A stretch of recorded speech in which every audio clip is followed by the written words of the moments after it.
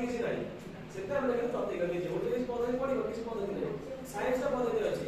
जेमिति कि इतिहास पद्धति अछि ना गोटे जे नाट्य अभिनय पद्धति गोटे गल्प कथन पद्धति गोटे संलाप पद्धति ए सब गुडा अछि ला तेनु सेटा को करिबो नै एटा सब चेंज सुनो पंथा एटा शिक्षण कार्यनीति पंथा लिखिबो एटा कोन एटा होची विभिन्न पद्धति मिसिले ता कहबा शिक्षक माने पंथा कहबा ला ये गले जो गोटे बोली पद्धति अवलंबन कले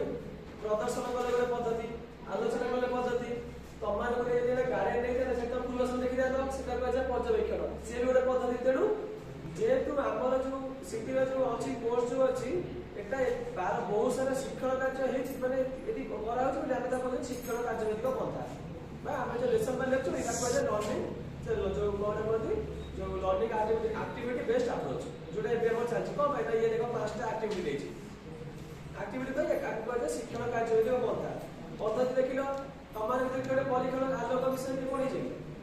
पढ़े छै अवलोक के लिटमस पढ़ी छ ए सब कोन परीक्षण दला एटा कोन पद्धति कहबा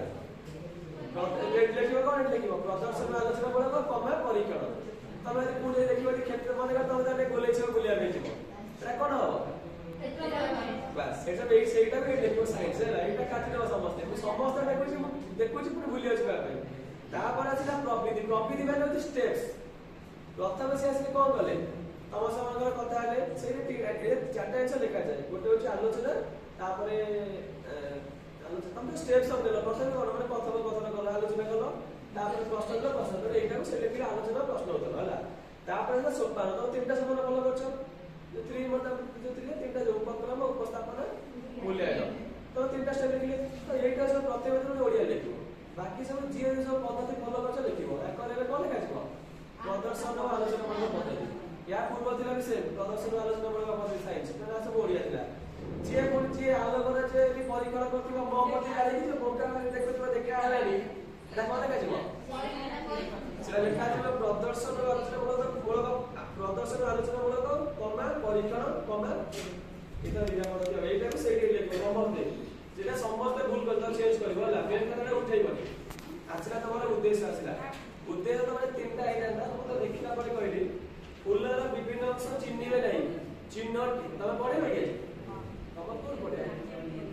तमे तळे पढ ना तळे केउडे जण पढौतले राजेश करू सारा कथा बसनो एटा होची फुलर विभिन्न अंश विभिन्न থাকে আছে 50 गोटे मिनिट 50 साडे एटा कह जाय फुलर विभिन्न अंश को चिन्हटीकरण करिवे चिन्हिबे नाही सेटा अक्षर मान देला जति जानिबे चिन्हिबे कोनला जानिबे किछ अछि कि जानवरी कोन करबो छि नाही किंतु चिन्हटर चिन्हटीकरण करबो सेटा चिन्हटीकरण करे कथारे कहते फुलर जे काको भूली गली तमले चिन्ह देखि मु कहली हमरा जे उद्देश्य दाले ये दिबो फुलर विभिन्न अंश नाम कहबे लेखिबे वन सेकंड होछि फुलर विभिन्न अंशर वैज्ञानिक नाम अछि छात्र फुलर विभिन्न अंशर नाम कार्य कहबे लेखिबे दुईटा तो कार्य सब कहबे कार्य 3 नंबर कोन हो माने 2 नंबर एटा हो फुलर विभिन्न अंश को चिन्हटीकरण प्रथम ना कहबे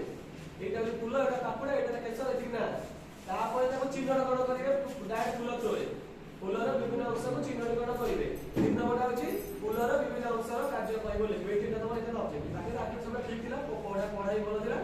आ एमपी पछे बुझेलो आ साइंस पढेबो सबले जो एई बेला सब पूरा